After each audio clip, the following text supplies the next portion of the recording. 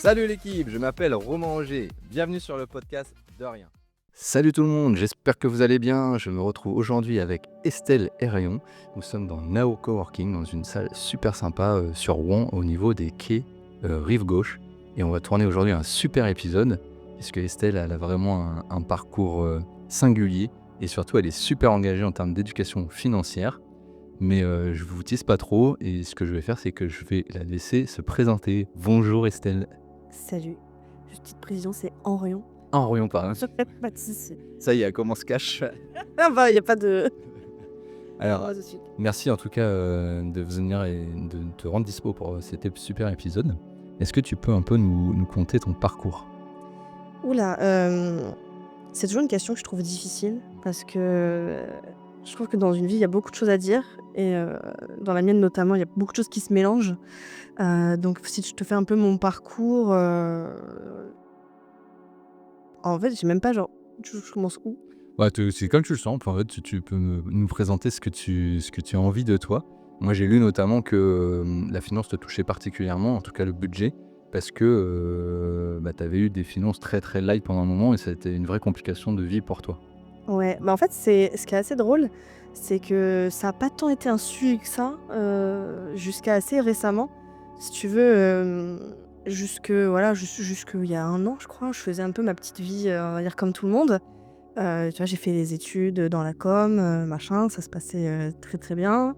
Voilà, j'ai fait plein de métiers dans la com. J'ai fait chef D'accord. de projet, j'ai fait designer, j'ai fait plein de choses et puis un jour, je sais pas, bref, gros moment un peu bizarre dans ma vie où, j'ai, des problèmes avec mon associé, donc je dois revendre, mon agence, et en même temps, le marché de la com, c'est un peu la merde, donc j'ai vraiment un gros moment de down, en fait, dans ma vie, à ce moment-là et forcément, bah, quand c'est comme ça, tu te remets beaucoup en question. Bien sûr. Donc moi, en plus, avec mes neuroatypies, c'est encore plus exacerbé parce qu'il y a toujours ce truc de, bah, finalement, c'est un petit rappel de: «Tu y arrives pas», tu vois? Donc le problème, c'est que c'est toi le problème si ça fonctionne pas. Donc j'ai vraiment un très, très gros, très, très grosse remise en question à ce moment-là et puis, et en fait, l'argent est arrivé un peu complètement par hasard où, je sais pas, à un moment, voilà, je teste plein d'applis parce que je me dis: «Voilà, j'ai envie de bien gérer, j'ai envie de voilà, j'ai plein de projets, j'ai envie d'aller au bout de mes projets et pour ça, il faut que j'arrive à gérer un peu correctement». Et mon passif fait que j'ai un gros trauma au niveau de l'argent, donc je me dis: «Bon, il faut que je m'y mette», tu vois? Donc je teste plein d'applis. Donc tu testes quoi comme appli pour en citer quelques-unes J'ai testé, bah, les plus connus, j'ai testé Bankin forcément, Finary, j'ai testé Linkso, enfin, il y a même des toutes petites applis voilà, qui sont pas très connues et en fait, à chaque fois, vraiment avec beaucoup d'enthousiasme, tu vois? Où j'étais très optimiste, où je me dis: «Allez, ça y est, c'est bon, on va y arriver, machin» et en fait, à chaque fois, dans chaque application, je me dis: «Il manque un truc». Hmm. Il manque un truc. Ou soit je me dis: «Je comprends rien à l'appli, il y a trop de trucs, ça va dans tous les sens, je comprends rien». Soit, j'ai pas ce que je veux. Et en fait, ce qui est très bizarre, c'est que je sais exactement ce que je veux. D'accord. Tu vois? Genre, je me dis: «J'ai testé les applis, mais en sachant déjà ce dont j'ai besoin». Tu vois? Et je teste toutes les applis et je trouve pas. Ok. C'est ça il y a une grosse frustration, Et clairement. t'arrivais déjà à l'époque à mettre le doigt sur ce que tu trouvais pas dans ces applis, ce qui te manquait ? Ouais, bah, je sais pas comment expliquer, mais en fait, je te dis qu'il y a un moment où j'étais vraiment très lucide. Je te dis, j'avais des projets, je savais où je voulais aller. D'accord. Et j'avais juste besoin, en gros, d'un outil qui m'aide à, poser ce projet, clairement et après derrière me dérouler un petit plan d'action en mode: «On va y aller comme ça, comme ça, comme ça», quoi. Et en fait, tout ce que je trouvais, c'était des trucs un peu basiques de, bah, je sais pas, gérer un budget avec, des catégories, des machins, des trucs. C'est cool, mais c'est pas ce que je recherche, D'accord, oui, je tu vois? comprends. Et au bout d'un moment, je sais pas comment ça m'est venu et en fait, je me suis dit: «Beh, écoute, tu sais exactement ce que tu veux comme fonctionnalité, comme outil. Je sais ce que je veux. Ça n'existe pas». Vraiment, je me dis: «Bon, écoute, ça fait quand même 10 ans que tu es dans le marketing, dans le digital, tu designs des trucs. Bah, tu trouves pas, fais-le, quoi». Au début, vraiment, c'était un peu ça et en fait, c'était censé, à la base, être vraiment un truc pour moi. C'est juste un outil pour moi, pour m'aider parce que je suis un peu psychopathe dedans et en fait, plus j'en parle, à mes proches, à mes potes, machin et en fait, à chaque fois, j'ai ce truc de: «Mais elle est géniale ton idée, mais moi aussi, j'en ai clairement besoin» et en fait, ça a commencé comme ça. Trop bien. Donc bien sûr, on ne dit pas que les autres applications sont incomplètes ou quoi.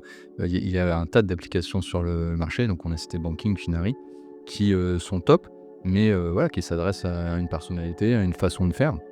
Et donc toi, Estelle, bah, t'as pas trouvé ton compte, donc tout doucement, tu vas commencer à te créer ta propre finalement appli maison. Ok, et donc ça chemine. Sur quoi ça aboutit cette idée d'appli? D'abord, l'idée, elle est restée un peu en stand-by pendant un petit temps parce que, bah, j'étais toujours dans le marketing à ce moment-là et j'avais pas spécialement pour projet de monter une boîte dans la finance. Je suis pas du tout de ce monde-là. C'est vraiment les chiffres et moi. C'est pas possible, je suis vraiment pas Mais c'est intéressant ce que tu dis, comme quoi l'argent, il ne faut pas être bac S, mathématicien, ingénieur chevronné. Quand on parle d'argent, en fait, on parle de la vie de tous les jours et parfois pas de bon sens, mais de choses qui vont aider d'une façon très pragmatique finalement. Ouais, bah, je crois que justement d'autant plus, je crois que ça fait partie, je pense, des choses qui font que Malo est vraiment différente des autres, apps. C'est que, on a cité quelques applis, il y en a tu vois, par exemple, si je vais citer Finary, je trouve cette appli géniale, D'accord. mais elle s'adresse à un public qui connaît déjà un petit peu l'argent. Oui, Donc une personne un peu initiée, on va dire. voilà, c'est ça. Voilà, là, on est plus sur de la gestion de patrimoine, sur de l'investissement, enfin et du coup, on a déjà une culture. Pour moi, on est vraiment sur des gens qui ont déjà une culture, là où moi, je vais chercher les autres, tous ceux qu'on a oubliés. Sauf que toutes ces personnes-là, quand tu vas regarder la plupart des applis qui existent, soit il y a du jargon qu'on ne comprend pas et donc en fait, on se sent très, très con et utiliser une appli qui nous fait sentir, débiles, on n'a pas envie. C'est ça. On n'a pas envie, donc on le fait pas. Soit, il y a un peu des injonctions où c'est un peu moralisant, où bah, tu devrais faire ça et dans les conseils, c'est un peu, il faut faire ça, à tel âge et si tu as pas fait ça à tel âge et ben, tu as Pas 10 ans à fond. tu vois? Et en fait, il y a vraiment une typologie de personnes, tu peux pas leur dire ça. Parce qu'il y a déjà un mal-être, en fait. D'accord. Et donc en fait, tu fais que exacerber le problème. Et donc c'est un peu ça, l'idée, c'est que, bah, en fait, moi j'arrive, je dis: «Bah, je fais pas de la finance, je connais que dalle, je suis nulle en maths, j'ai toujours été nulle en maths, je comprends pas le jargon bancaire, je suis vraiment out de tout ça». Ok. Et je crois que justement parce que je comprends rien, bah, moi je vais me former énormément. Clairement les premiers mois où ça a été ça, hein, j'ai bouffé du contenu, j'en ai bouffé, j'ai testé toutes les applis, j'ai testé tout ce qui était possible de tester, j'ai testé. Et justement je vais traduire tout ça avec des mots que tout le monde comprend, quoi. Mais c'est trop bien parce qu'en fait, t'es la première cliente de ton appli, surtout le premier cobaye. Qui, en gros, t'es en train de nous dire si toi tu y arrives, c'est que c'est accessible. C'est ça, c'est Plein de monde. exactement ça. Trop bien. Ça. Mais c'est souvent là que ça vient, hein, d'une gêne en fait qu'ont les gens et ils veulent lever une contrainte, une barrière et trop bien. Donc du coup, bah, tu commences peut-être. Alors tu me dis que tu connais rien en ingénierie, en web, etc. Tu as commencé à faire quoi avec un Excel comment tu as commencé à penser à l'appli? Tu as directement fait avec un site web Alors moi je pense que je suis tombée dans le piège de mon métier.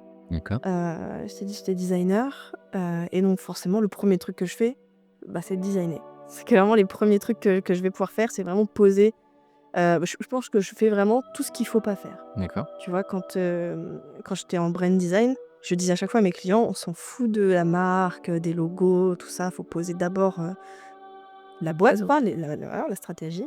J'ai fait tout, là. Et vraiment le premier truc que j'ai fait, je me suis dit: «Je veux juste me faire un kiff», j'ai fait le logo, c'était un Ouais, t'es dans la zone de plaisir et de Bien savoir-faire, ce qui est logique, hein. bien sûr, très TDAH.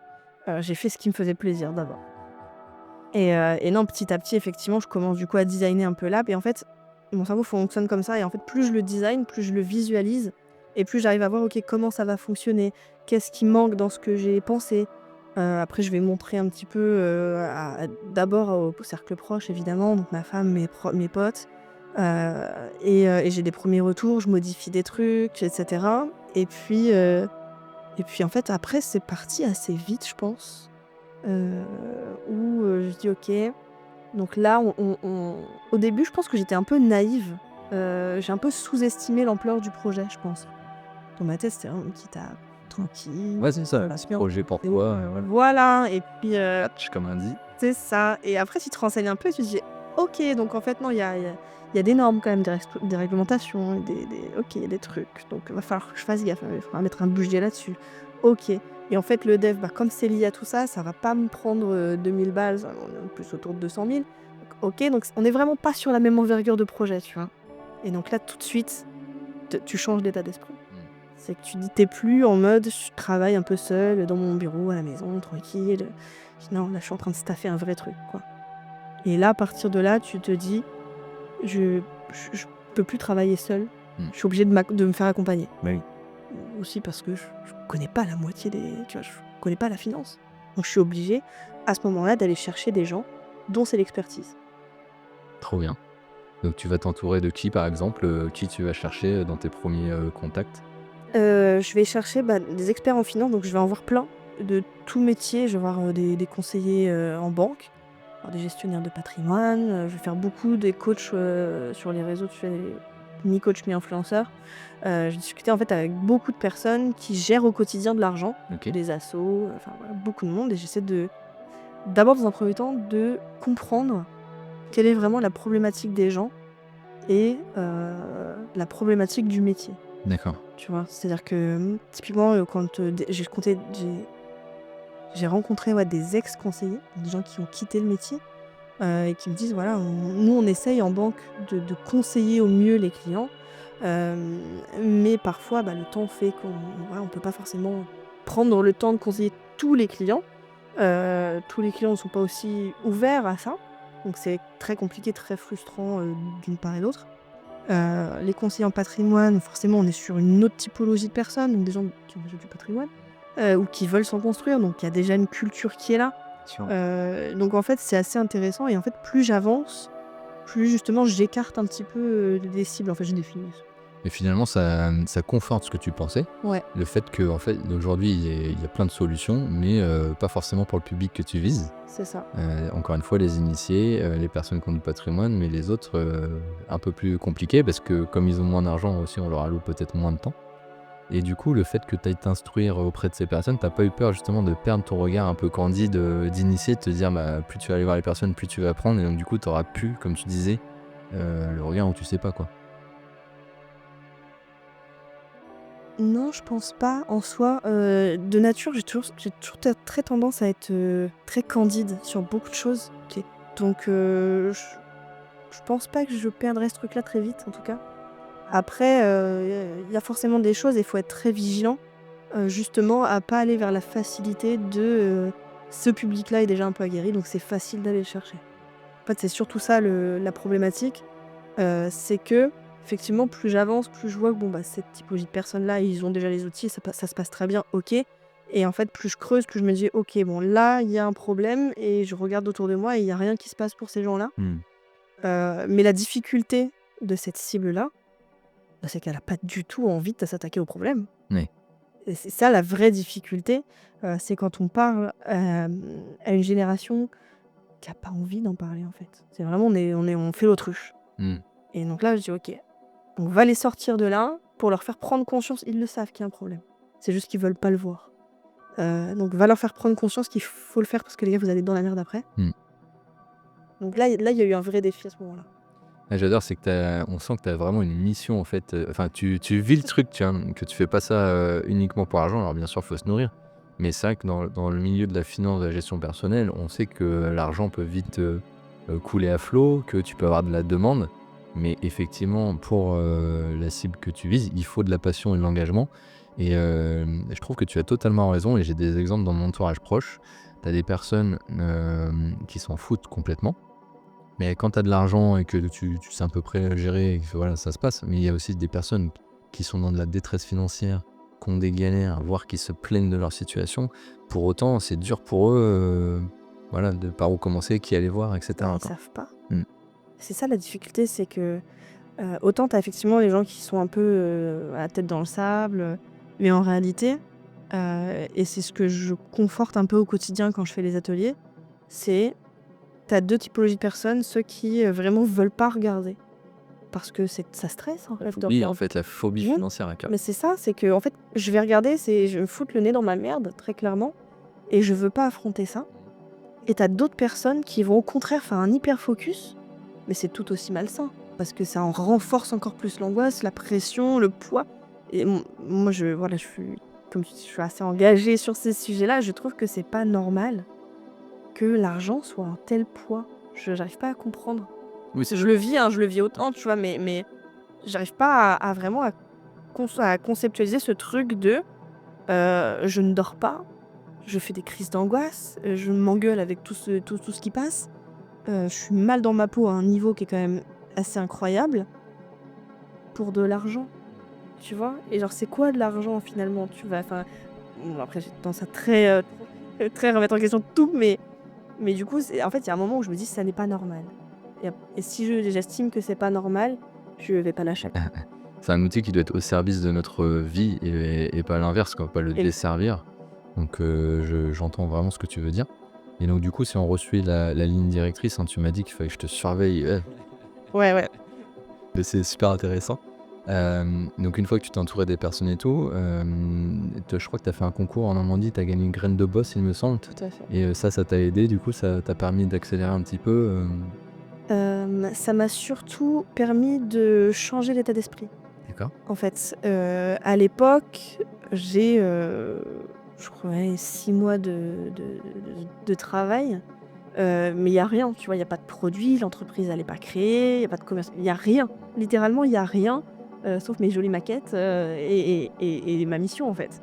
Et donc déjà, de base, je suis sélectionnée donc, à Rouen et donc, bah, un honneur incroyable. Heu, Ensuite, on m'a dit: «Beh, puisque tu es sélectionnée, tu vas à Paris». Tu vas au siège du MEDEF à Paris et tu vas pitcher devant, les plus grands entrepreneurs, de la capitale et tu vas défendre le truc. Déjà, Une petite pression. voilà, déjà petite pression et en fait, ce qui a vraiment été intéressant, c'est que j'arrive là-bas, il y a 12 entrepreneurs, je crois une douzaine d'entrepreneurs et je suis la seule qui n'a pas immatriculé la société, qui n'a pas de produit, sur le marché et qui n'a pas, voilà, X années de chiffre d'affaires à montrer. Je suis la seule en gros qui arrive avec un concept. Un vrai baptême du feu pour toi finalement. Ouais et en fait à ce moment-là je me suis dit: «Waouh, mais qu'est-ce que je fous là? Je n'ai pas ma place ici», tu vois? C'est vraiment la première impression que j'ai eue, c'était ça, c'est vraiment «Qu'est-ce que je fous là?» Et donc je pitch, je foire mon pitch complet, la pression, je foire mon pitch, et malgré ça, Mmh. je suis harcelée toute la soirée par des gens qui viennent me voir en me disant: «C'est incroyable ce que tu fais, j'ai adoré ton pitch». Enfin bref, je prends énormément de compliments donc ça me met très mal à l'aise.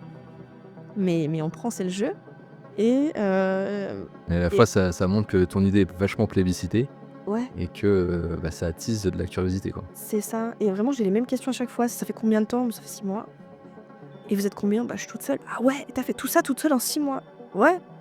«Waouh!» Et en fait, à ce moment-là, je me dis: «OK, finalement, j'ai peut-être ma place», tu vois? Mmh. J'ai pas OK, j'ai pas le produit, j'ai pas ceci, j'ai pas cela, mais ce que j'ai construit en 6 mois toute seule, ça tient la route et ça parle aux gens et ce qui est fou, c'est quand même parler d'argent.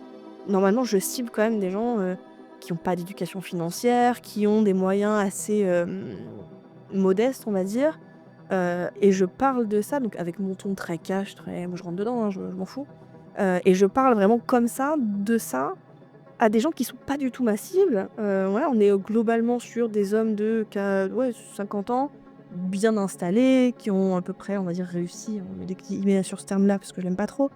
Mais à ce moment-là, je me dis: «Ils vont pas comprendre. C'est pas ça va pas leur parler, c'est pas leur problématique», tu vois? Et ben, en fait si, ils ont compris et j'ai trouvé ça vraiment fou. Ça m'a vraiment fait changer à ce moment-là, tu sais, c'est vraiment toutes les petites étapes qui te font passer de, «porteur de projet» entre guillemets, à entrepreneur, à chef d'entreprise. Ouais, que tu as senti que tu pouvais asseoir une légitimité et ça t'a permis, d'avancer, moralement. C'est ça. Trop bien. En tout cas, ton ton engagé, on le sent vachement, sur tes posts LinkedIn et moi j'adore donc n'hésitez pas à vous brancher sur le LinkedIn d'Estelle parce que, ouais, j'aime bien tes posts, on sent que tu portes les choses donc ça, c'est cool. Je sais pas faire autrement. Pour être honnête, vraiment, je sais pas faire autrement. Donc c'est chouette, on a un peu l'histoire de ton parcours et comment est arrivé Malo finalement, dans ton histoire. Avant de rentrer plus en détail dans Malo, ce que c'est et cetera, moi je voudrais juste revenir sur, c'est quoi un peu pour toi ta vision de l'éducation, enfin ta définition pardon de l'éducation financière?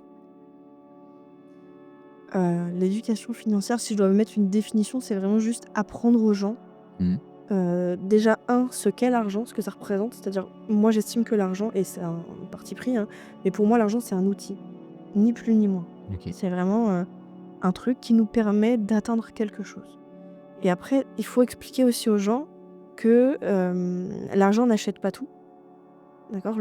Typiquement, on n'achète pas le bonheur.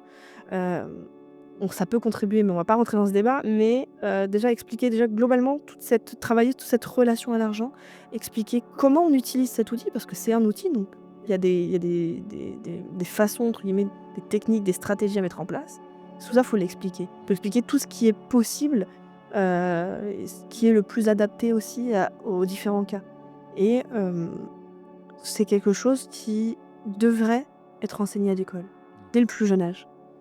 Tu vois, mon fils a 4 ans et depuis, dès qu'il a pu, entre guillemets, dès qu'il avait à peu près la taille, je vais au magasin, je lui donne des pièces, vraiment de la monnaie, physique. Je dis: «Voilà, ça c'est le budget, achète-toi ce que tu veux dans le magasin, mais tu respectes ce budget-là». Mmh. Tu vois? Ou on va à la boulangerie, il dit: «Bah, tu payes». Vraiment pour avoir déjà ce rapport à l'argent de: «Je veux quelque chose, ça a une valeur». Mmh. Tu vois? Et après de dire: «OK, est-ce que je m'achète un truc qui rentre dans ce budget? Est-ce que je le mets de côté pour, la prochaine fois avoir un truc plus». Tu vois, en fait, c'est vraiment des petites mécaniques qu'on peut mettre en place en Ouais, tant tu que raison. parents et derrière à l'école. Parce que les parents peuvent pas tous, donner cette éducation-là, et du coup, il y a un moment aussi où je pense il faut que l'école puisse le faire. Bien sûr, bah, de toute façon, j'abonde à 3000 avec toi. En fait, je trouve que dans éducation financière, il y a bien le mot éducation. Donc éducation, forcément, dès le plus jeune âge et dès que l'enfant est en âge, finalement, d'avoir des notions de ce rapport, comme tu dis. Et puis, un truc qui est hyper intéressant, c'est qu'en fait, avant de parler de l'argent et de se lancer, bah, il faut lever un certain nombre de freins, de blocages. Et là, on arrive presque sur de la psychologie de l'argent. Il y a Complètement. plein de bouquins là-dessus. Mais bah, est-ce que tu es prêt à en parler? Qu'est-ce qui fait que tu veux pas en parler? Et ça remonte à plein de choses. Voilà, peut-être que tu as manqué un moment et tu as même les inverses. C'est-à-dire que tu as des personnes qui gagnent très bien leur vie, mais qui ont une phobie de la gestion de l'argent, etc., qui se retrouvent toujours en galère dans le rouge tous les mois, alors qu'ils gagnent très bien leur vie parce qu'ils ont un rapport à la consommation qui est pas du tout bon et un rapport à l'argent qui est pas du tout bon. Mais du coup, bah, comment tu fais pour inverser la tendance, en fait, et finalement, bah, vivre ta vie grâce à ton argent et pas vivre pour l'argent et courir toujours après l'argent, quoi. Alors j'adore ce que tu viens de dire. C'est vraiment un des grands principes. C'est vraiment de dire que l'argent, ça n'est pas quelque chose après quoi je dois courir. Sinon, c'est qu'il y a un problème. Tu peux courir après l'argent, mais pourquoi faire? Mmh. Tu vois? Si tu cours après l'argent, c'est que, tu vois, on dit derrière, il y a peut-être des traumas, il y a un vécu qui se met en place, enfin, il y a des choses. Si tu cours après l'argent sans raison, il y a un problème, il faut creuser. Mais par contre, effectivement, si ton but, c'est, je sais pas moi, de voyager beaucoup, bah, derrière OK, bah, je vais gagner de l'argent pour ça Mmh. et pas pour faire mon Coplexou, ça n'a pas de sens. Mais il y a beaucoup de personnes et effectivement, tu as raison là-dessus et je le vois encore une fois au quotidien dans les ateliers, c'est qu'il y a beaucoup de traumas financiers. Mmh. Tu vois? De jeunes qui, subviennent aux besoins de leurs parents, de jeunes qui, il y a des gaps qui sont énormes entre des jeunes qui ont le soutien de leurs parents jusqu'à, entre guillemets «très tard» et c'est super et du coup, ils ont une vision de l'argent qui est complètement différente des jeunes qui, au contraire, sont seuls, sans soutien depuis quelques années déjà et on voit très vite que la réflexion n'est pas la même, la vision de l'argent n'est pas la même, la gestion n'est pas la même. Bah, clairement, quand tu as un filet de sécurité, tu peux te permettre de faire moins attention. Quand tu pas ce filet, je pense que tu as ce côté préciosité de l'argent où tu sais que, bah, 10 €, ça peut te mettre, vite dans le pétrin si c'est pas, alloué correctement. Et donc là, tu es en mode, machine de guerre et effectivement, Mais c'est très malsain en vrai, je trouve que c'est très dangereux, je veux dire pour la santé, mais enfin plein d'autres aspects. Je sais que, par exemple, je sais que j'ai refusé, tout ce qui était, sorties un peu, tu sais, genre Disneyland, enfin des trucs un peu «chers» entre guillemets, les vacances et cetera, j'en ai pas pris pendant des années parce que j'étais toujours dans ce truc de: «Je peux pas». mmh, Tu vois? Il y a plein de trucs que je faisais pas parce que je peux pas.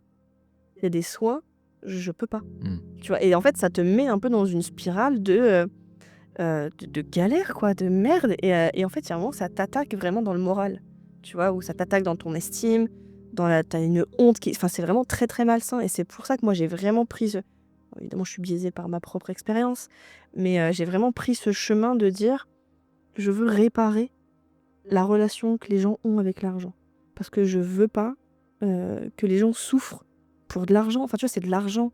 Mmh. Je trouve Bien que sûr. c'est pas normal et je veux pas ça. Alors à tous ces gens, qui se disent: «Je peux pas», finalement, on peut les classer en quelle catégorie? À quelle personne tu peux t'adresser, de manière globale? C'est les étudiants? C'est quelle typologie de personnes que tu rencontres le plus? Je trouve que c'est assez variable et il y a beaucoup de pièges à mettre les gens dans des cases. Je l'ai faite.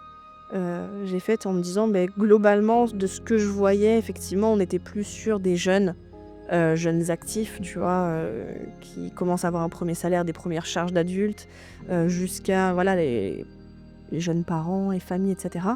Et au final, je me rends compte que en fait, tout le monde peut être dans la merde. Tout le monde n'a pas l'éducation financière. Et il y a des gens, peu importe leur âge, leur niveau social, etc. En fait, il y a un moment ou un autre, les gens ont peut-être connu des traumas. Tu vois, j'ai des gens de 60 ans qui me disent « Putain, j'ai trop besoin de ton appli, quoi. Donc Ça, tu j'essaie milites haut et fort pour le fait Ouais. que si ce n'est pas adressé à des personnes en particulier, juste un constat de personnes qui galèrent, qu'on n'ait pas certains moyens, et donc tu t'ouvres à tout le monde. C'est ça. Après, effectivement, majorité, on est vraiment plus sur du jeune actif, tu vois, jusqu'à 40-45 ans. Mais je Cool, je suis encore dans les jeunes actifs. à chaque fois je dis les jeunes, ouais, allez 20-45 ans, les gens me disent: «Oh waouh, j'adore!»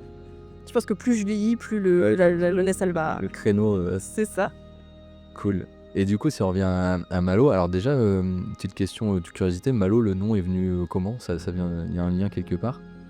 Pas tellement en fait, tu sais moi ça me vient j'ai des lubies, hein, ça des fois il y a des trucs qui pop comme ça et en fait je voulais juste que ce soit, un prénom.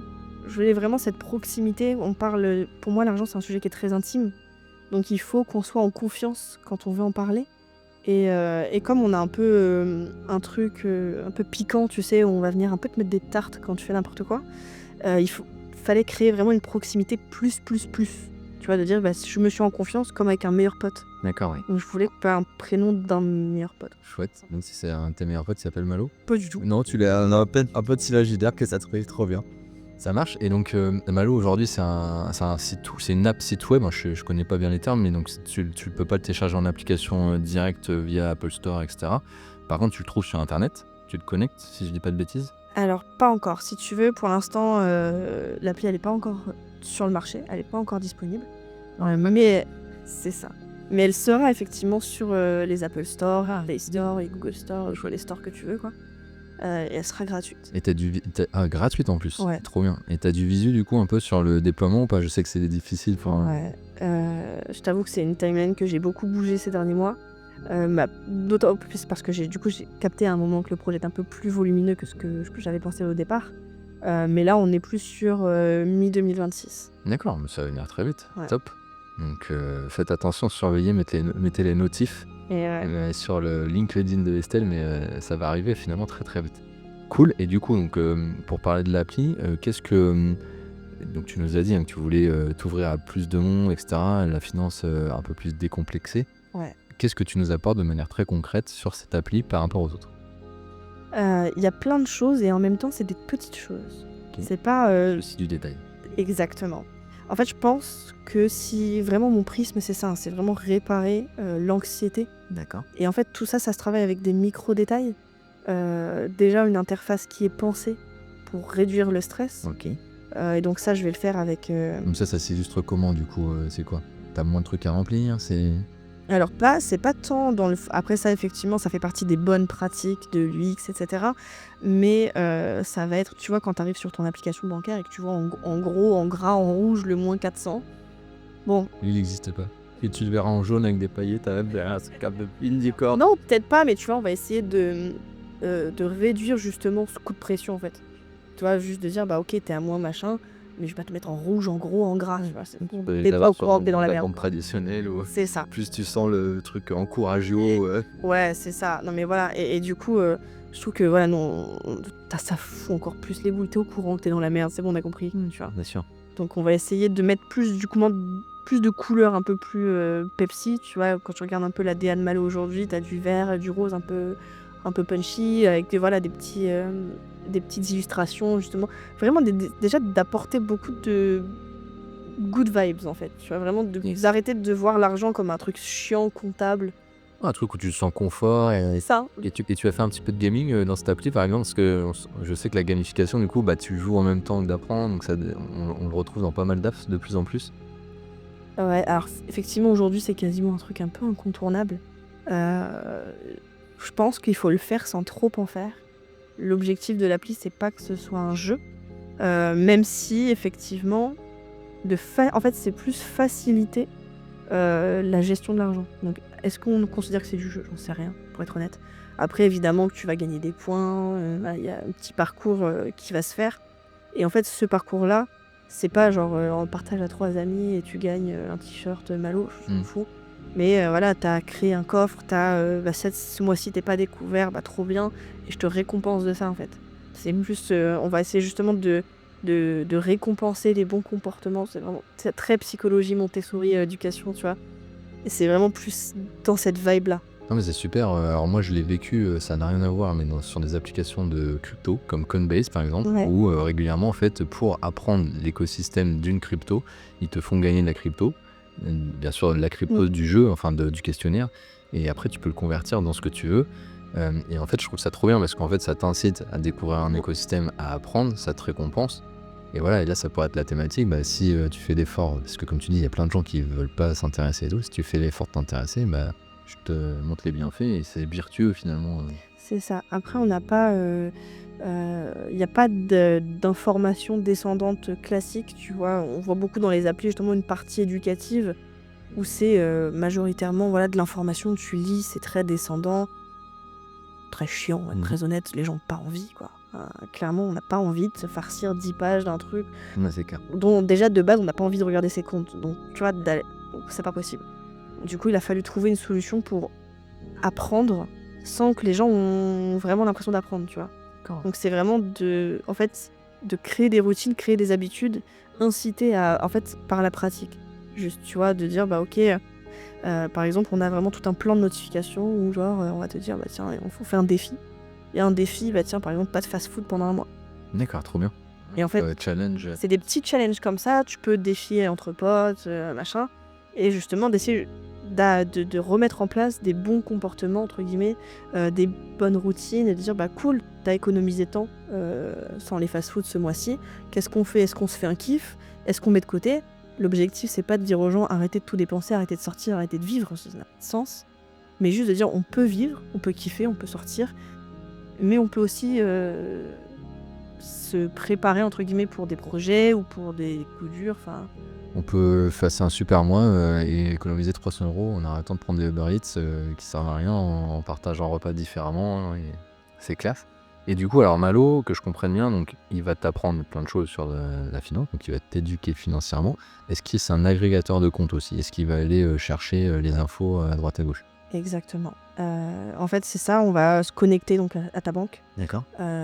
Et un truc qui me paraît essentiel, et je vais le brider techniquement, je vais très brider techniquement, mais on aura accès en lecture seule. Ça veut dire que souvent les agrégateurs, tu sais, tu as accès au compte et tu peux faire des virements, tu peux mettre de côté, tu peux sur l'appli. Ça, non, on fera pas. D'accord. Je veux pas toucher à l'argent pour plein de raisons. La première, pour les questions de confiance. Voilà. La deuxième, pour les questions de sécurité. Même si aujourd'hui, les applications, surtout sur le secteur financier, elles sont très réglementées. On a une sécurité quand même assez incroyable à ce niveau-là. Mais le risque zéro, il n'existe pas. Et de là, moi, non. En fait, même si on pirate Malo à un moment ou à un autre, il n'y aura pas accès. On ne pourra rien faire. Tu vois. Et aussi parce que je ne veux pas faire sortir de l'argent de la banque. Il y a plein d'applis aujourd'hui qui proposent de faire des économies, de mettre de côté, mais qui du coup viennent prendre de l'argent sur ton compte et le mettre dans une espèce de cagnotte sur l'appli. Genre les enveloppes, les choses comme ça. Voilà. Ça, je trouve que c'est dommage parce que tu passes à côté des intérêts. Quand tu mets sur ton livret A, par exemple, tu as les intérêts du livret A. Si je prends l'argent pour les économiser et le mettre sur l'appli, j'ai pas les intérêts. C'est dommage. Alors, du coup, on a un petit peu trouvé la parade à ça. C'est en fait, on va créer ces enveloppes-là, que nous on appelle des coffres. D'accord. On va créer ces coffres-là, mais à la banque directement. Ok. Donc en fait, sur ton livret A, admettons que tu aies 10 000 balles sur ton livret A, tu peux très bien avoir un coffre pour le au cas où, un coffre pour t'acheter une voiture, un coffre pour les voyages, un coffre pour préparer la retraite, bref, tout ce que tu veux. Donc ça n'apparaît pas sur ta banque, mais en fait, toi, tu viens en miroir prendre les informations sur Malo, et du coup, tu sais que tu as 10 000 balles sur ton livret A parce que tu as capté l'info, tu n'as bien sûr pas l'argent physique pour tous les problèmes que tu viens d'évoquer. Néanmoins, les 10 000 balles, tu peux dire ok, mais les 10 000 balles, j'en fais quoi? Je vais pas les dépenser. Et donc, tu peux venir resynthétiser, refaire tes petits coffres forts pour te rassurer et te décomplexer sur tout ça. En fait, ouais, l'objectif, c'est vraiment d'aider les gens à visualiser et à prévoir un petit peu l'avenir. Parce que quand tu mets de l'argent de côté, tu as 10 000 balles sur le livret A, c'est cool. Mais sur les 10 000 balles, tu as la gymnastique mentale de dire attends, parce que il faut 3 à 6 mois de charge fixe pour le au cas où, le machin. Ok, derrière, j'ai la retraite, il faut que je prévoie, donc j'ai.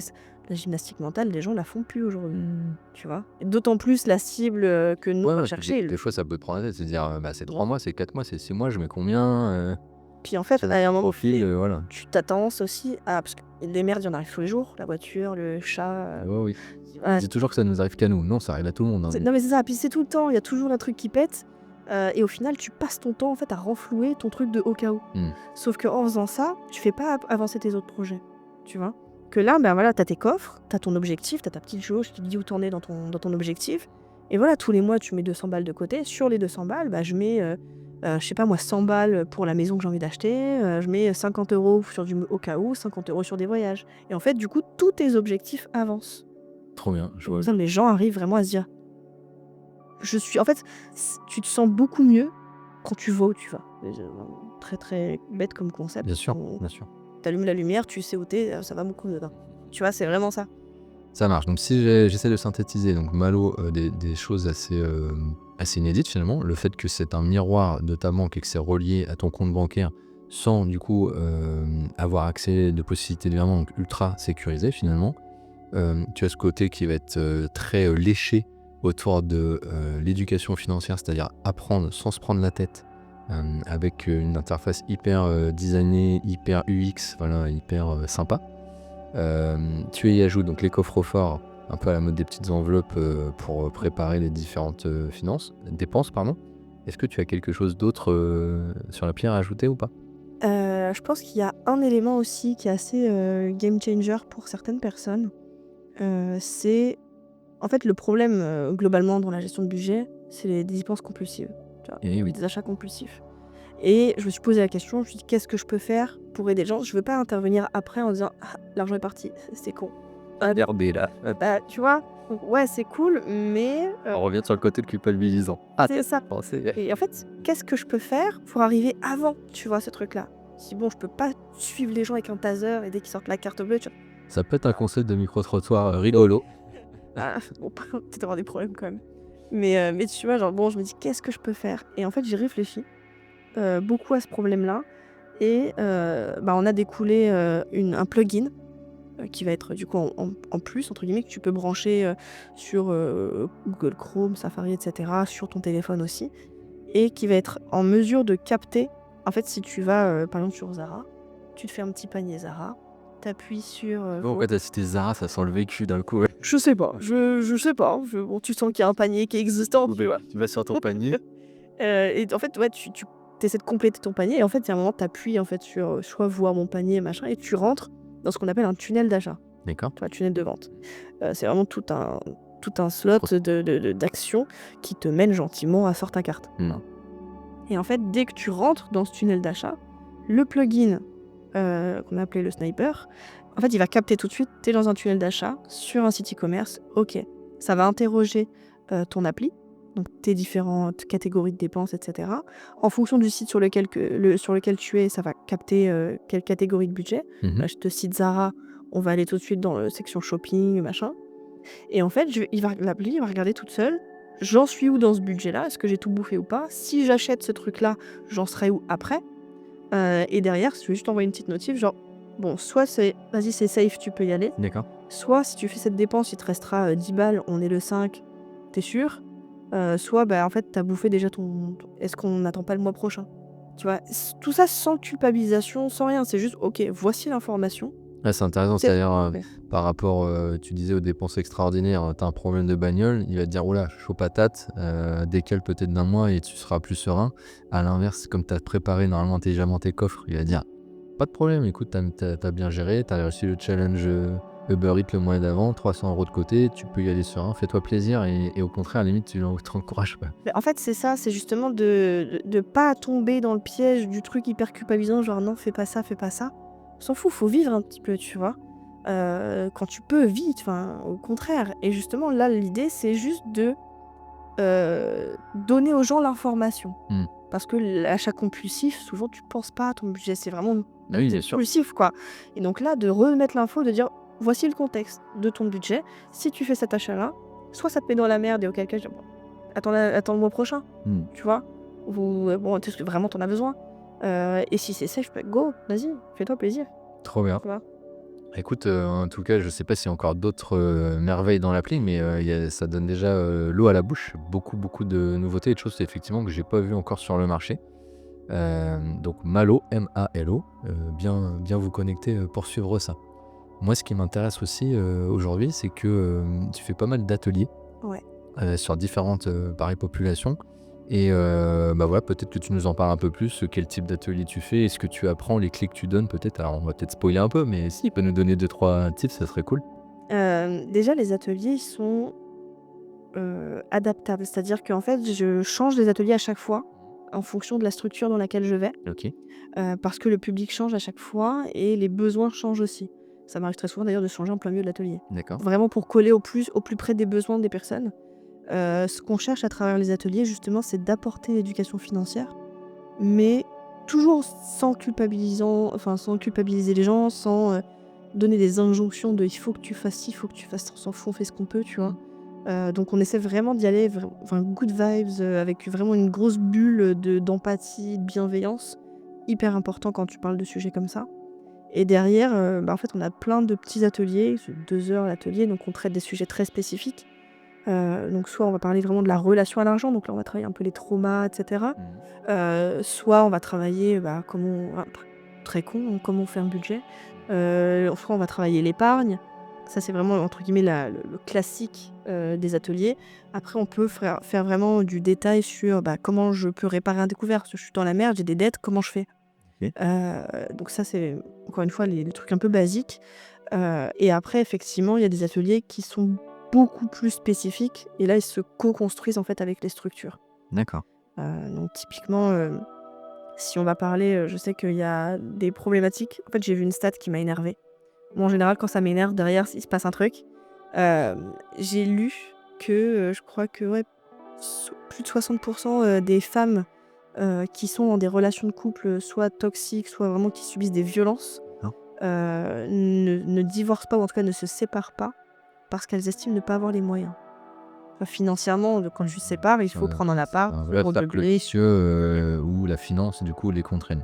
En fait, c'est ça. Et en fait, moi, j'ai lu ça, je me suis dit: «Mais non, mais tu peux pas rester dans un truc où tu te fais taper sur la gueule parce que tu as pas d'argent». Moi, ça m'énerve, tu vois? Et quand je te dis, moi, quand ça m'énerve, bon. Et je me suis dit: «Là, il y a un truc à faire et là, on va faire un truc, voilà, plan d'action, en 3 mois, tu pars. Dans 3 à 6 mois en fonction de voilà, mais on se met vraiment un plan d'action, dans tant de temps, tu pars». Pour redonner de l'espoir et dire: «Mais non, reste pas là-dedans, tu pars et on va trouver ensemble, on va le faire». Ah, c'est trop bien, t'as vraiment c'est pas, t'idéalises ou en tout cas, tu donnes une leçon, c'est vraiment tu dis: «Allez, on y va ensemble» et tu donnes des plans d'action. Si par exemple, on prend cet exemple de la femme, je suis à découvert, je suis en galère, là, est-ce que tu peux nous donner des conseils concrets? Par quoi commence, cette personne? Observe, Ouais. c'est vraiment le premier point. Observe, ce que tu dépenses, la fréquence à laquelle, tu dépenses. La plupart du temps, en fait, on se fait avoir juste par des pièges. Ce que je vois plus aujourd'hui dans les ateliers, c'est, les pièges, classiques, c'est le Uber Eats, Shein, Action. Alors je cite des marques, bon la plus utilisée, hein. Shein c'est très d'actualité effectivement. Mais voilà, il y a plein de petits pièges comme ça, on y va tous et si c'est occasionnel et que ça fout pas dans la merde, c'est OK, on s'en fout. Mais quand ça commence à devenir 80% de tes dépenses, il y a un problème. Est-ce qu'il y a pas des voilà, il y a plein de techniques. Moi, j'aime bien appeler ça des techniques de rat. Il y a plein de techniques, il y a plein de petits outils comme ça que tu peux mettre en place, qui peuvent alléger le budget et après c'est beaucoup malheureusement, c'est beaucoup de discipline et c'est ça la problématique. C'est vraiment derrière de se mettre une discipline. Aujourd'hui, y a c'est tellement facile d'acheter, de dépenser, que la discipline, elle est très compliquée à mettre en place. C'est pour ça que nous, avec Malo, on met de la discipline sans que les gens captent, tu vois. D'accord, ouais. C'est par les défis, par les notifications. On va en fait essayer de remodeler un petit peu, de réappliquer une petite discipline doucement, sans, tu vois, sans leçon de morale. C'est ça le twist, en fait. Je vois, ouais. Et pour revenir sur la personne, donc la femme en détresse, toi, est-ce que tu as eu aussi des fois des situations où la personne était bloquée parce que par exemple l'autre personne du couple avait la main mise sur l'argent et du coup ça limitait les capacités d'action? J'ai pas encore eu ce cas où ça c'était un peu limite malsain, tu vois? J'ai des cas et c'est assez rigolo parce que, bah, on est en couple, on fait tout moite-moite dans les dépenses, sauf, bah, en fait, sauf telle dépense, je crois que c'est je sais plus, j'avais les courses. Moi, je dépense enfin, j'achète jamais les courses. Ah, c'est vrai que censé Que souvent les peut-être dépenses pour les enfants, c'est souvent la femme qui contribue un peu plus, ce qui est pas normal, mais ouais. Mais en fait, il peut y avoir des disparités comme ça rapidement dans les couples, hein. je pense que dans certains couples, c'est même pas volontaire, en Mmh. fait. Alors ça peut l'être dans certains, c'est là où ça devient un peu malsain. Mais je pense que vraiment dans la plupart des cas, c'est pas spécialement conscient, tu vois? C'est pas une volonté de nuire à la femme, je pense pas que ce soit le cas. C'est juste de, bah, en fait, je gagne plus, donc je vais prendre en charge les plus grosses charges, tu vois? Ouais. Le prêt de la maison qui, bah, c'est plus cher que des petites dépenses, tu vois? Sur le principe. Ouais, à la fois, on peut avoir ce problème, c'est de se dire, on fait moite-moite alors que l'homme, potentiellement, on gagne quand même plus que la femme parce qu'il y a une égalité de salaire souvent et cetera. Pas que, mais ça peut arriver. Et puis également, du coup, l'homme va se prendre les dépenses, fixes, la maison et cetera Mmh. et la femme, comme tu dis, les petites dépenses. Sauf que finalement, Ouais, la c'est ça le maison, piège. tu t'enrichis, tu construis un patrimoine avec les petites dépenses qui sont pourtant, essentielles, dans la vie du quotidien, bah, tu t'enrichis pas du tout, tu t'appauvris, quoi. Ouais, c'est ça. Je pense que c'est ça, en fait, c'est que je pense vraiment, sincèrement, ou alors je suis vraiment très naïve et c'est possible, mais je pense sincèrement qu'il y a pas de volonté de nuire à ce moment-là. C'est vraiment, je pense que c'est très candide de dire: «Bah, écoute, ça coûte plus cher, je vais le prendre à ma charge et vas-y, prends les courses», voilà.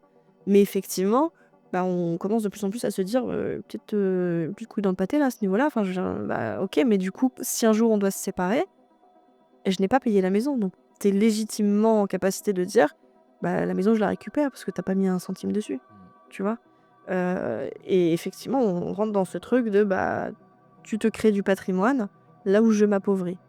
Il y a plein de choses pour ça, soit il y a dans les contrats de mariage déjà, il y a des contrats, plus on va dire plus, protec protecteurs. Ouais, c'est ça, hein. Je savais Bah, la communauté réduite aux acquis, quand tu demandes pas de contrat, les communautés universelles, forcément, je pense, protègent mieux. Alors, je suis pas expert, attention, mais protègent mieux qu'effectivement une communauté de séparation des biens dès le début. je crois qu'un des premiers trucs que j'ai fait quand je me suis mariée, c'est chez le notaire. On arrivait chacun sa merde. C'est vraiment, protéger, la famille, ça c'est important, mais se protéger soi-même aussi. Parce que, c'est pareil quand tu t'associes, quand tu te maries et cetera et il faut toujours faire les choses carrées quand tout va bien, pour protéger quand ça ira plus bien. Mais effectivement, voilà, je pense que si on met en place les trucs très tôt et qu'on arrive à dire: «OK, soit, bah, tu gagnes plus donc bah, prends en charge, les dépenses, mais pas forcément les dépenses patrimoniales». Mmh. Soit après voilà et chaque couple fonctionne différemment. Moi je suis pas là pour juger, le fonctionnement des Bien sûr, couples. tu raison, c'est une philosophie de vie, chacun voit, ne serait-ce que la famille différemment. C'est ça. Donc, tu raison, il y a plusieurs chemins possibles. Et du coup, ces différents ateliers, qui ont l'air hyper intéressants, moi, en tant que particulier, je peux pas y accéder. Comment tu pratiques où et comment tu les dispenses, ces cours? Alors, c'est pas des cours déjà. Non mais ça en vrai c'est important parce que ça change beaucoup la dynamique. Bien sûr. Ça change beaucoup la dynamique. Les ateliers en fait, tu peux, y accéder via des structures, d'accord? C'est-à-dire que, l'objectif, moi, c'est vraiment d'aller dans les structures qui accueillent déjà le public, finalement qui a besoin d'éducation financière. Donc typiquement, on va aller dans un CCAS. C'est quoi un CCAS, excuse-moi? C'est les, heu, merde, j'ai plus de tête, c'est les Ouais, même si tu pas le j'ai descriptif, j'ai plus mais c'est un organisme qui sert à quoi, du coup? c'est en fait, c'est un organisme qui est public, qui est vraiment dans chaque ville, il y en a même plusieurs par ville, dans les grandes villes, où en fin de compte, c'est vraiment du personnel qui est là pour, accompagner et aider, les gens dans des problématiques différentes, soit de santé, juridique, enfin de famille, de finances aussi. Il y a beaucoup d'accompagnement à ce niveau-là, Trop bien. sur les dettes, sur voilà, des parcours administratifs. Enfin bref, c'est vraiment le champ de je sais plus le champ de social, l'action sociale. Bon, j'ai oublié le nom. Mmh. Mais voilà, globalement, il y a quand même pas mal de monde dans ces structures-là qui finalement n'ont pas eu d'éducation financière et en ont besoin. Donc nous, on va intervenir dans ces structures-là. Ok. Et donc voilà, en tant que bénéficiaire de la structure, tu viens, tu t'inscris. Trop bien. Dans la salle. Donc là, ça veut dire demain, t'es une femme bloquée dans une situation complexe. Tu es un étudiant, un jeune actif, comme tu disais, endetté, voilà, qui peut peut-être a des galères. On peut directement aller sur ces organismes, chercher de l'aide, Mm. et ils font le lien notamment avec toi pour des ateliers, etc. Ouais, alors, on fait pas des ateliers en one-to-one. C'est vraiment... collectif. Ouais. En fait, je trouve que c'est important que les gens réalisent qu'ils sont pas seuls. Je trouve que quand on est dans sa merde, Le partage nos galères. en fait, on se sent très seul. Tu vois, avec son compte, on est dans notre honte, on dit à personne qu'on est à découvert, qu'on est dans la merde. On va comme se faire un café avec les potes parce que il faut faire semblant que tout va bien. Et en fait, on est vraiment très très très seul dans ce truc-là. Et donc, j'ai voulu vraiment faire des ateliers avec des petits groupes. Pas beaucoup, parce qu'il faut que ça reste voilà, un petit comité avec beaucoup de vibes et tout, beaucoup de proximité. Mais en même temps, un petit groupe pour qu'ils puissent s'entraider, s'encourager, créer un effet de « Ok, je suis pas seule en fait ». Tu vois. Et ça, je trouve que c'est important. Tu vois. Donc voilà, il y a des sessions qui sont organisées dans les structures où on va se dire, voilà, en fait, c'est comme parfois, tu sais, Pôle emploi, t'envoies des mails en disant, ou la CAF t'envoie des mails en disant, tiens, tel jour, telle heure, il y a telle animation, tu t'inscris, c'est voilà. Génial. C'est un peu ça le... Faudra peut-être que j'essaie de m'inscrire à un de ces quatre pour en vivre un. Ça peut être chouette.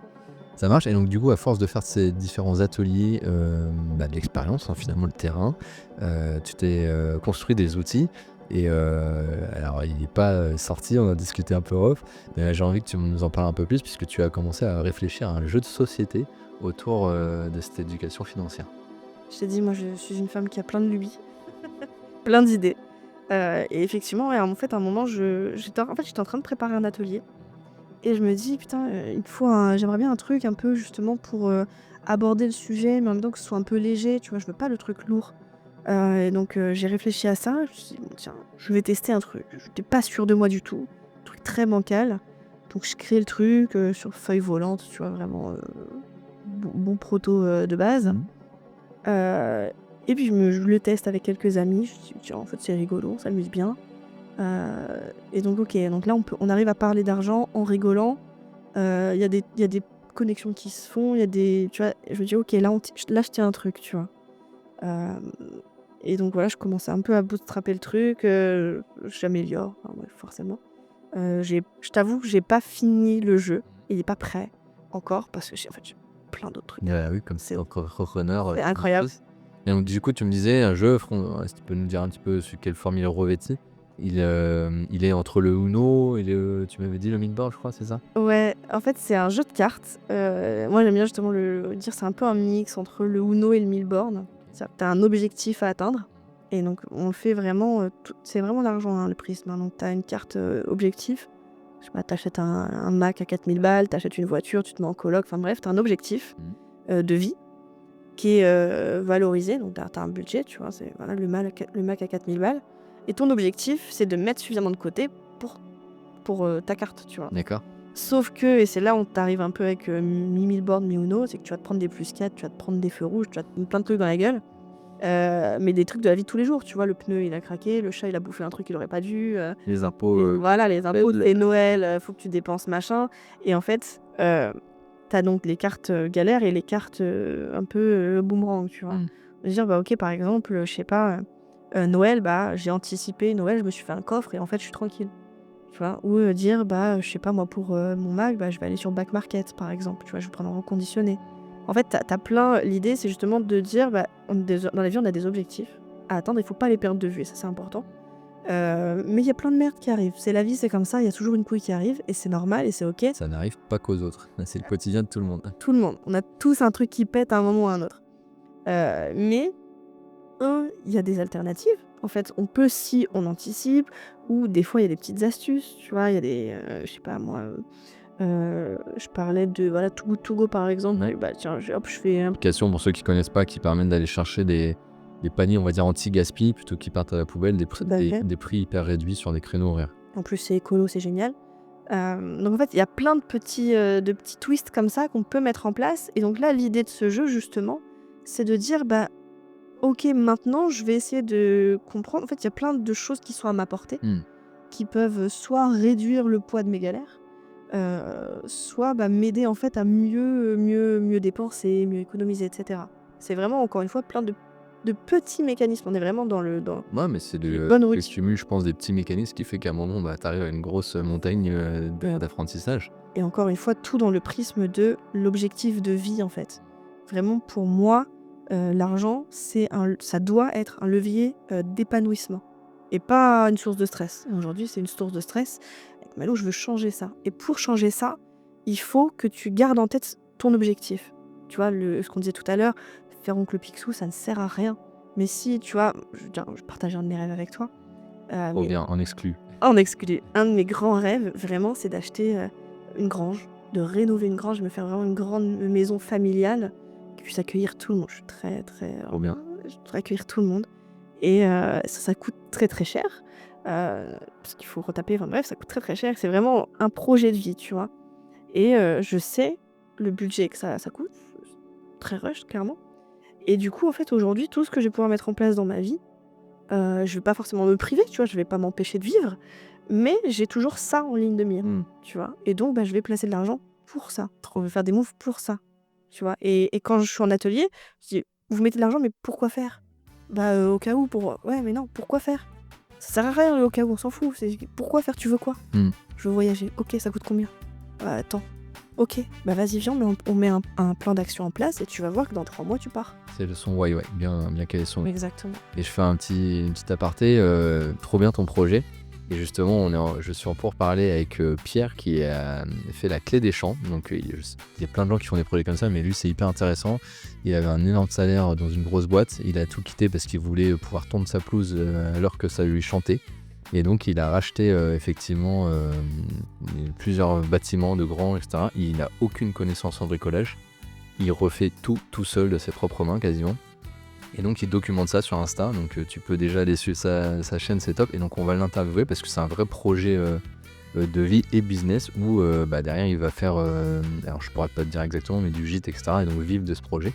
Donc j'espère Pierre qu'il fera cette interview rapidement parce que je pense que ça va intéresser C'est génial. pas mal de personnes. Et ouais, donc pour revenir aux jeux de société, moi je trouve ça excellent parce qu'en fait aujourd'hui, on parlait notamment des enfants, mais aussi des plus grands qui veulent rester des enfants et qui adorent, parce que les jeux de société prennent beaucoup de place. Hein. T'as de plus en plus de bars où tu peux prendre un coup en jouant aux jeux de société et c'est génial. Mais du coup, c'est vrai que sur l'éducation financière, alors je connais pas très bien tout le panorama, mais tu n'as pas grand chose. Tu vas jouer au Monopoly, bon, apprendre à bien te positionner et tout. Bon, je suis pas sûr qu'on puisse tous acheter des biens comme on veut dans la rue de la Paix notamment. Après voilà, Toujours à découvrir au Monopoly. t'as la bonne paye, bon, t'as quelques jeux hyper iconiques qui sont hyper sympas, mais qui pour autant ne te donnent pas forcément toutes les clés de manière pragmatique sur la vie de tous les jours. Ils sont vilains, je trouve. La bonne paye, il m'énerve. Oui, j'ai souvent voté le plateau de rage aussi. En fait, je trouve que ça donne une image. Elle est vraie, on va pas se mentir. Voilà, il est pas dans le faux ce jeu.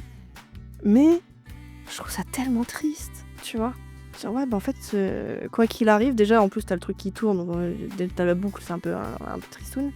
Et en fait, quoi qu'il arrive, bah t'as toujours des galères, t'as toujours machin. Et en fait, tiens, les cartes, là, la poste, ça m'énerve ça. Parce que tu tires tout le courrier, t'as un truc à payer.